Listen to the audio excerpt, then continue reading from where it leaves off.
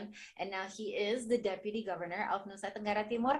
Hadir bersama kita hari ini, please give a round of applause kepada Pak Yosef Naisoy. Hello, Pak Yosef, selamat siang.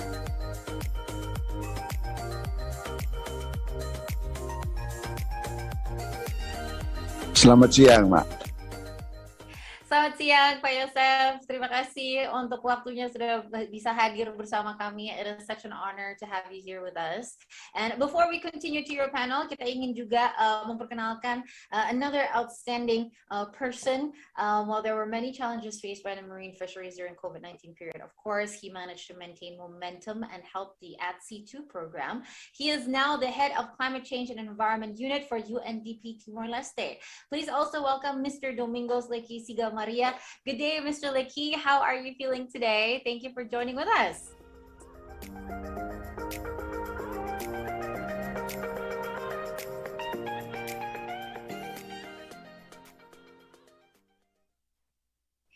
Hi, Mr. Lecky. Thank you for joining us. And just to give a hello, because please stand by, because before we move on to your panel, we will start with with Pak Yosef Naisoy first. So please stand by.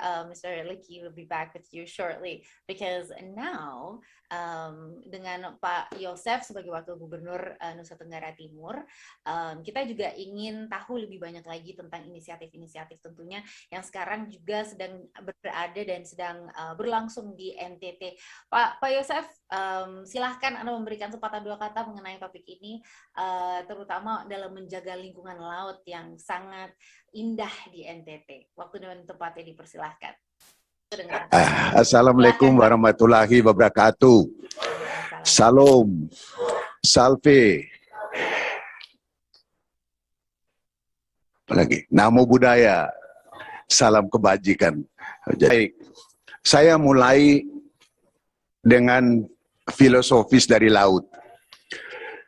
Saya kira di dunia terkenal dengan laut tertutup dan laut terbuka. Hugo de Grotius memperkenalkan istilah mare liberum. Saya kira semua orang sudah tahu. John Selden memperkenalkan namanya mare clausum, laut tertutup. Ya, kita tahu bahwa John Selden orang Inggris dan Hugo de Groot adalah orang Belanda. Karena mereka Belanda tidak punya laut, maka itu lahirlah mare liberum. John Selden punya laut, orang Inggris, lahirlah namanya mare clausum.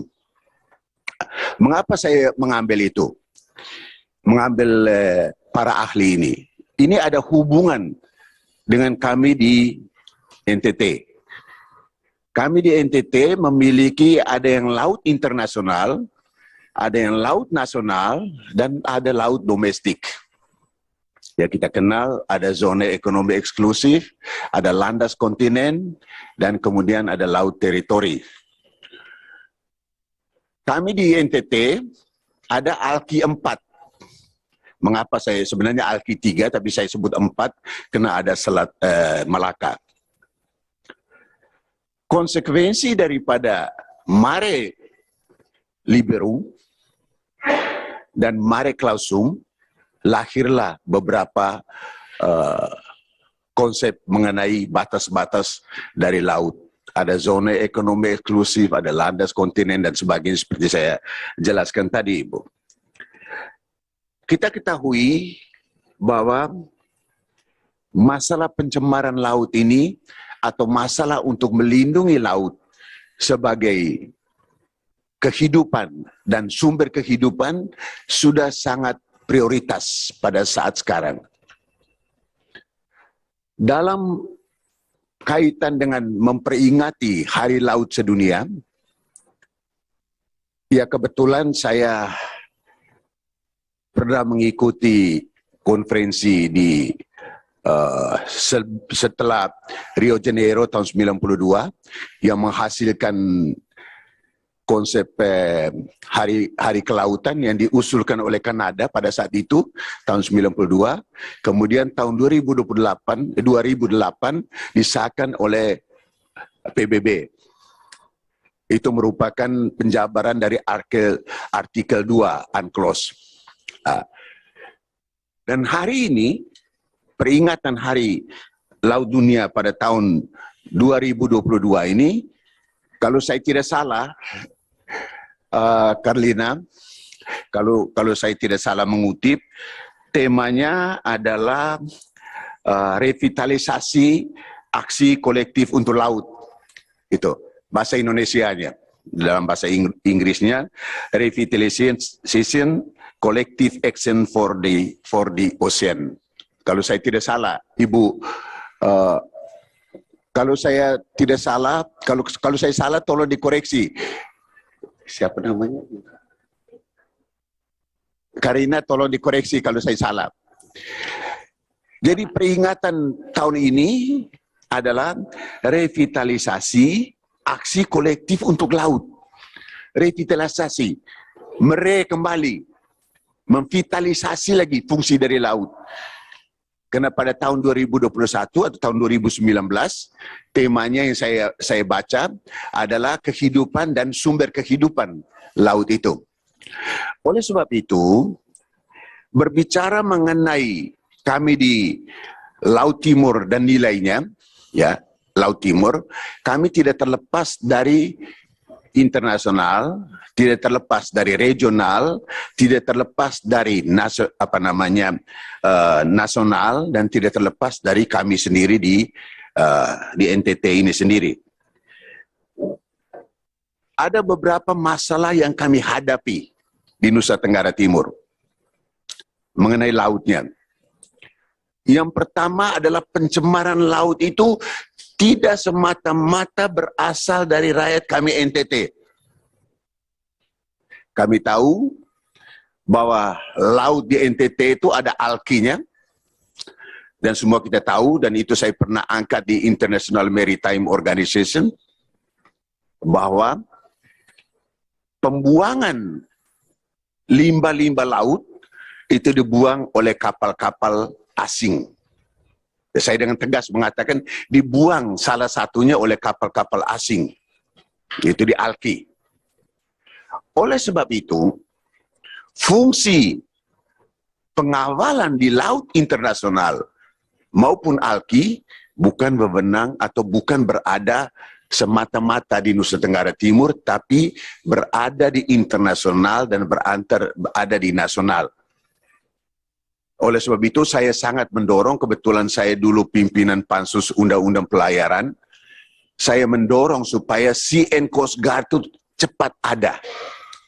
Sekarang ini sudah ada Bako Kamla, tetapi Bako Kamla ini terus terang Bapak Ibu, saya di forum yang sangat ilmiah begini dan forum yang sangat berharga ini, saya harus mengatakan belum optimal. Fungsi dari CN Coast Guard itu semua angkatan laut masuk di dalam, KPLP masuk di dalam, polisi Airut masuk di dalam, semuanya masuk di dalam, baru bajunya ditulis CN Coast Guard. Gitu. Sehingga kita bisa mengawasi laut yang merupakan laut internasional. Itu. Karena laut internasional tidak bisa dikawali oleh Angkatan Laut Indonesia. Hanya dikawali oleh yang namanya CN Coast Guard. Itu. Pencemaran laut. Itu. Pencemaran laut mengakibatkan sampah-sampah itu akan menghampiri pesisir-pesisir pantai kami atau laut-laut di sekitar kami. Di laut ini terkenal dengan apa yang dinamakan dengan prohibit area.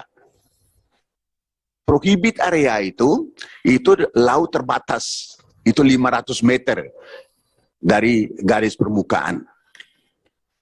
Itu seharusnya tidak boleh ada orang yang membangun bangunan di 500 meter itu, tidak boleh membuat satu aktivitas yang 500 meter itu, terkecuali port, terkecuali pelabuhan.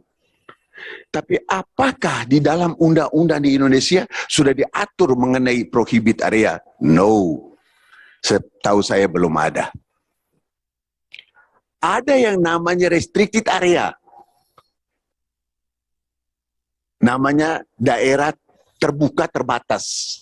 Terbuka tapi terbatas. Nah, oleh sebab itu, Kami di Nusa Tenggara Timur, kami mengalami masalah itu. Masalah yang pertama adalah tidak ada pengawasan di laut bebas. Masalah yang kedua, belum diatur mengenai restricted area dan prohibit area secara jelas. Masih tumpang tindih di salah satu undang-undang dan undang-undang lain. Maka oleh sebab itu, kami di Nusa Tenggara Timur membuat peraturan sendiri. Ya, tentu saja peraturan ini kami kondisikan sesuai dengan kondisi yang ada di Nusa Tenggara Timur. Walaupun kadang-kadang kami kalau peraturan baru peraturan gubernur, kalau kami masuk Perda pasti akan tidak diakui oleh pusat karena itu melawan atau melanggar dari tata urutan peraturan perundang-undangan.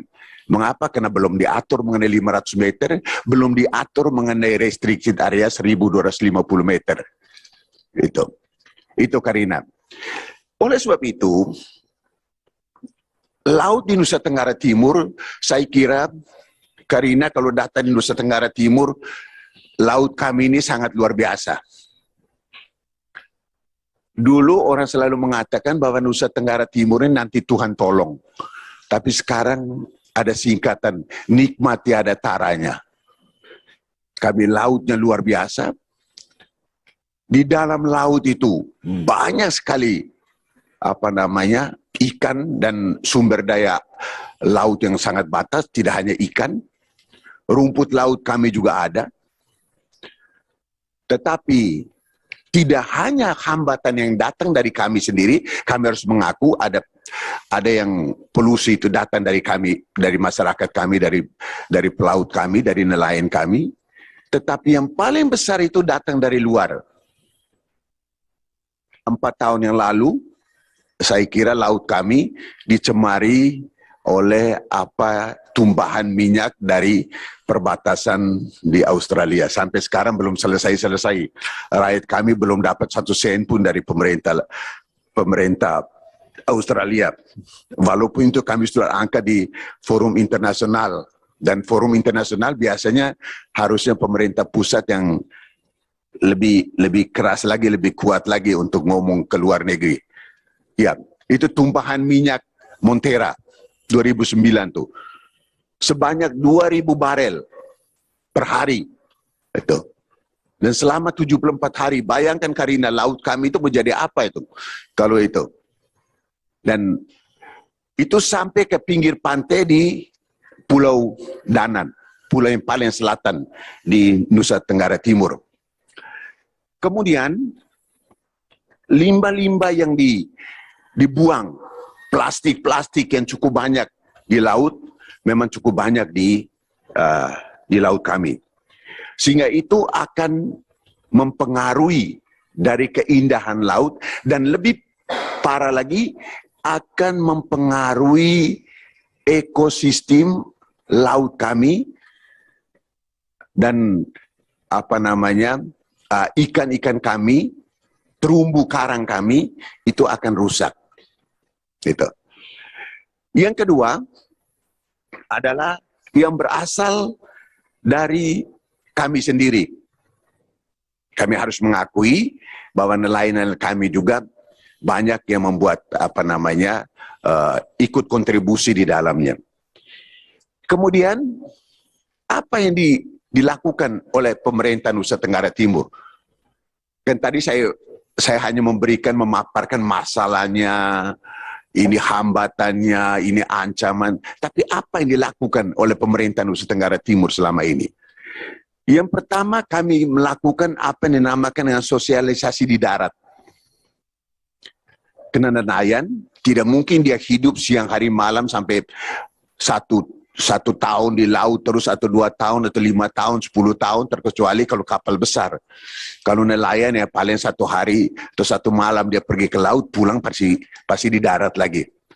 Oleh sebab itu, kami minta kepada OPD kami, baik dari Dinas Lingkungan Hidup dan kemudian Dinas Kelautan dan Perikanan untuk setiap saat melakukan sosialisasi kepada para nelayan bahkan kepada masyarakat kami supaya tidak membuang sampah, tidak membuang kotoran baik yang berasal dari darat maupun yang berasal dari kapal maupun berasal dari perahu. Yang kedua, kami melakukan patroli secara kolektif sesuai dengan judul Hari Laut tahun 2022. Kami juga sudah melakukan, tetapi memang kemampuan kami sangat terbatas. Oleh sebab itu kami melakukan itu sesuai dengan kemampuan kami sendiri dari Nusa Tenggara Timur. Tapi tentu saja belum secara efektif, masih jauh daripada harapan yang kita harapkan bersama. Tetapi kami sudah melakukan itu.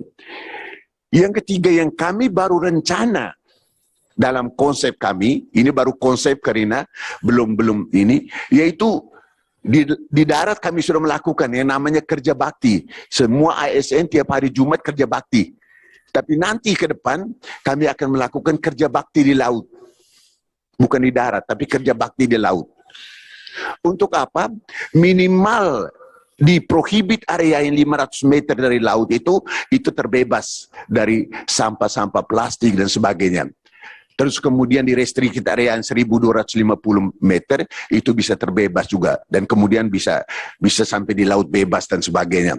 Itu tentu saja kalau kerja bakti di darat kita jalan kaki, tapi kerja bakti di laut pasti membutuhkan prasarana dan sarana yang cukup besar. Oleh sebab itu saya mengatakan ini baru konsep kami yang akan datang. Tapi mudah-mudahan ini bisa berjalan. Dan tidak kalah pentingnya secara ilmiah, kami bekerja sama dengan Undana untuk melakukan penelitian yang mendalam mengenai bagaimana tingkat kerusakan dari terumbu laut kami dan ikan kami. Karena menurut penelitian di dunia, melalui UN Vote, itu 90% ikan besar itu sudah habis, Ibu Karina, kalau saya tidak salah. Dan kemudian terumbu laut di seluruh dunia itu 50% sudah rusak. Ya, kami tentu saja, kami belum ada data yang lengkap di Nusa Tenggara Timur, tapi kami kami akan kerjasama dengan multi pihak untuk melakukan penelitian itu. Saya kira, Karina, nanti saya sudah siapkan makalah, bukan saya yang siapkan tapi staf saya dari lingkungan hidup dengan dari kelautan yang siapkan, saya tinggal baca aja itu. Tapi saya bisa berikan, saya akan share aja kalau misalnya teman-teman membutuhkan, kami akan berikan kepada teman-teman sekalian. Saya kira itu aja Karina, sekian dan terima kasih. Wassalamualaikum warahmatullahi wabarakatuh. Salam, salve, om, santi, santi, om, namo buddhaya, salam kebajikan. Terima kasih. Terima kasih Pak Yosef.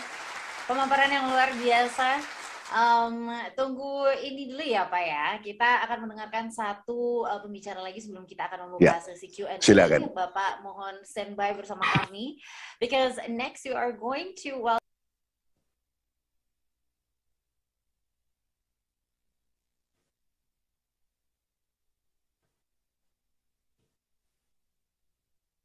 I am the one who's still unmute, so I'm the one who has to unmute myself. So sorry. By the way, Pak Yosef, terima kasih banyak untuk pemaparan yang luar biasa tadi. Please do stand by with us. And we have a question for Pak Yosef first. Hang on, this is Paleshi with us right now. Paleshi, if you could stand by with us just for 1 minute before we start your presentation. Hang on. Could we have Pak Yosef back, please? Pak Yosef, ternyata sekarang langsung dibuka Q&A sessionnya dengan Pak Yosef. Silakan. Ini ada beberapa pertanyaan dari kami, karena tadi kan luar biasa sekali, karena dari pemerintah NTT sudah menyiapkan beberapa menyiapkan beberapa inisiatif-inisiatif yang dapat dilakukan, dan tentunya ternyata kolaborasi internasional multilateral itu juga sangat penting untuk dapat mengkonservasi tentunya laut. Nah, dari sini kami ada Pak we have Pak DG Akasio from Timor-Leste, Ministry of Agriculture and Fishery of Timor-Leste, would like to comment and speak as well. Tapi sebelumnya, Pak Yosef, kira-kira realistis tidak untuk konsep tadi tentang sosialisasi konsep tadi sosialisasi untuk membersihkan dari coastline dan tentunya juga dari permukaan laut untuk dapat terrealisasi dalam tahun ini. Kan tentunya akan memakan sarana dan support dari berbagai macam pihak. Tapi kalau menurut dari staf Bapak, apakah itu dapat terrealisasi? Karena tentunya kalau kita membersihkan kerja bakti di pantai atau mungkin di ujung di coastline, itu mungkin sangat lebih mudah untuk dilakukan. Tetapi untuk challenging seperti ini, kira-kira perlu persiapan berapa lama, Pak, untuk inisiatif ini bisa terrealisasi? Baik. Di laut ini ada yang namanya port state, ada coastal state. Ya, ada port state. Port state itu kerja bakti dalam hal ini bahwa kita akan minta kepada kapal-kapal yang berlayar itu mereka juga bisa ikut untuk melakukan kerja bakti. Gitu. Dan di tengah laut ada yang namanya coastal state. Itu adalah yang di zona ekonomi eksklusif atau laut bebas. Kita minta kepada pengawasan yang sangat ketat di situ supaya tidak membuang sampah di situ. Itu maksudnya kerja bakti tadi. Jadi konkretnya begitu. Karena kalau misalnya kerja bakti yang di darat itu kita terjemahkan yang di luar, di laut memang agak susah. Kalau di darat ini kita akan dari satu tempat ke tempat yang lain lebih mudah. Tetapi yang saya maksud kerja bakti di laut, selain dari kapal-kapal nelayan, kami juga minta mereka supaya bisa kalau ketemu sampah dan sebagainya. Ini dari sosialisasi kami di darat. Tentu saja yang namanya port state itu negara di laut itu di port itu kan negara sendiri mereka itu. Minimal mereka juga melakukan kegiatan-kegiatan di port itu. Ya, di situ di laut di port itu kita tahu ada sah bandar, ada KPPLP dan sebagainya. Mereka mengkoordinir untuk melakukan kerja bakti di laut. Sedangkan yang di tengah laut, yang di zona ekonomi eksklusif, itulah kerjanya Sea and Coast Guard untuk melakukan koordinasi untuk melakukan kerja bakti itu. Itu konkretnya begitu. Tetapi yang kami di pemerintah provinsi, dengan sesuai dengan kemampuan kami akan melakukan kerja bakti di pinggir-pinggir pantai minimal yang bisa dijalan dengan kaki. Ya, yang tidak sampai tenggelam seluruh tubuh. Itu palingan sampai di lutut dan sebagainya. Itu yang kami bisa bersihkan. Dan tidak hanya bagi ASN, tapi kami minta kepada pemerintah, sekolah dan sebagainya mulai melakukan kerja bakti yang saya katakan tadi. Itu konsep, itu bentuk konkretnya, Bu Karina. Terima kasih. Terima kasih banyak. Pak Yosef, tentunya nih tadi salah satu pertanyaan juga dari Mbak Nira, karena kan itu kan apa saja yang dapat dilakukan warga juga untuk membantu revitalisasi wilayah ATS khususnya untuk NTT. Nah, sejauh ini kalau dari Fami nih, ini ada pertanyaan juga, sejauh ini tantangan apa yang paling sulit dijalani oleh pemerintah NTT dalam merevitalisasi laut? Yang pertama kesulitan pasti manusianya, faktor man-nya. Itu sudah pasti di seluruh dunia, tidak hanya di NTT. Merubah mindset orang untuk bisa untuk tidak membuang sampah di laut atau untuk kebiasaan mencari keuntungan yang tidak normal di laut, itu sudah biasa. Saya ini dulu pernah ikut kapal, Bu, Ibu Karina. Kami di tengah laut itu membuang sampah. Saya pernah alami sendiri.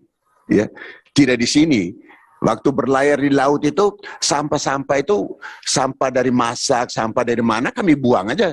Seenaknya aja di laut itu. Nah, jadi saya faktor manusia yang pertama. Yang kedua adalah sistem pengawasan itu sendiri. Tadi saya sudah katakan ada port state, ada coastal state. Sistem itu harus diatur demikian rupa, sehingga dengan sistem itu bisa mempengaruhi manusia yang melakukan itu. Itu hambatannya. Saya kira hanya itu aja, hambatan yang lain tidak. Kita di Indonesia ini, komitnya dengan konsistensi tidak sejalan. Di Indonesia.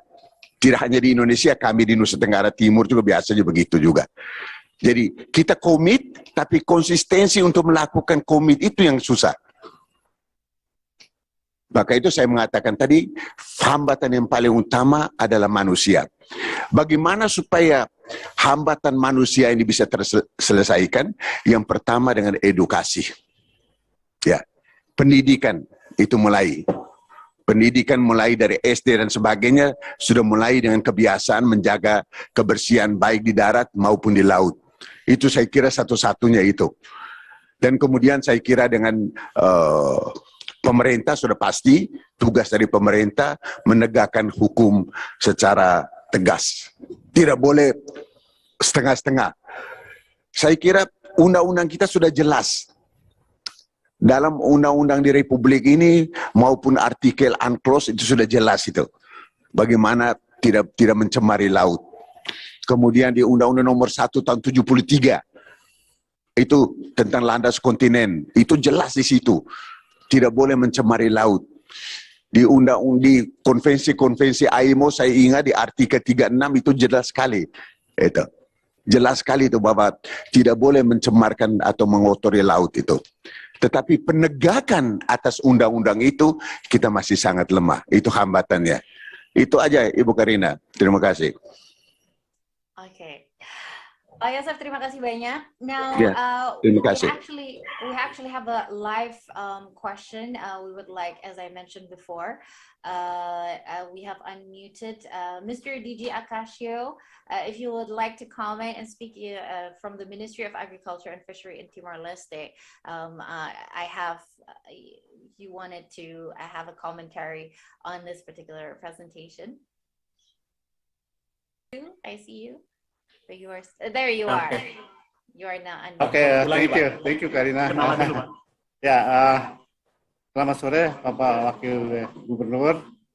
Kita adalah satu daratan dan dikelilingi oleh lautan, dan kita menghadapi masalah yang sama.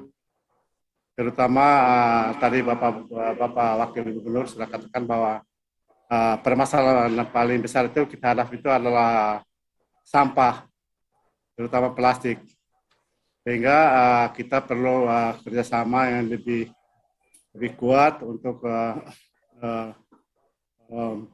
menjawab masalah plastik ini. Dan kita perlu kerjasama yang lebih erat lagi untuk mengelola sumber daya kita yang ada. Karena ikan ini tidak mengenal batas, dia bisa bergerak kemana saja. Sehingga kita perlu memperkuat kerjasama kita di depan. Dan kebetulan melalui proyek ini kita ada 4 negara yang berurusan langsung dengan lautan. Semoga kita melalui proyek ini kita bisa mendapat manfaat yang sebesar-besarnya. Dan yang saya sudah usulkan ke Pak Handoko waktu beberapa kali yang lalu, bahwa untuk meeting selanjutnya sebaiknya mungkin kita perlu dilakukan di daratan timur, Pak. Oke, supaya kita bisa saling kenal dan kerjasama lebih erat lagi ke depan. Dan sekali lagi terima kasih Pak Wakil Gubernur, presentasinya sangat baik dan sangat relevan sekali dengan situasi kita. Sama-sama apa yang dihadapi oleh NTT di Timor-Leste adalah sama permasalahan yang dihadapi. Saya kira demikian, terima kasih. Ibu Karina, saya boleh komentar. Terima kasih teman saya. Terima kasih teman saya dari Menteri Kelautan dari Timor Leste. Tidak ada di dunia ini satu pulau yang dua negara, Pak. Hanya kita aja di pulau kecil, pulau Timur, tapi dua negara, satu suku, suku Timur. Jadi oleh sebab itu kerjasama itu sudah tidak boleh lagi ditunda-tunda. Jadi saya kira dengan Perdana Menteri yang baru, yang sangat dekat sekali dengan kami pemerintah daerah di Nusa Tenggara Timur, jadi kita mulai kerjasama, mulai membersihkan laut ini dengan hal-hal yang konkret saja sesama kita di kecil-kecil di Timur ini, dan antara dua negara, tapi di sesama satu suku kita kerjasama di sini, baru kita kerjasama dengan yang lain lagi, Pak. Terima kasih, Bapak. Terima kasih. Pak Kasio, terima kasih banyak untuk komentarnya, Pak.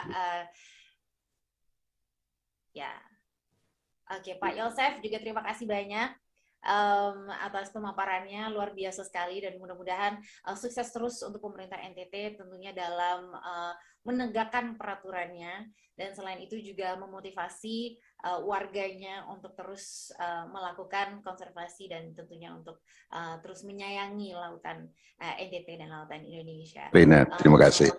Terima kasih banyak Pak Wagub untuk waktunya.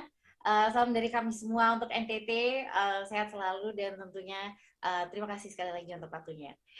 Well,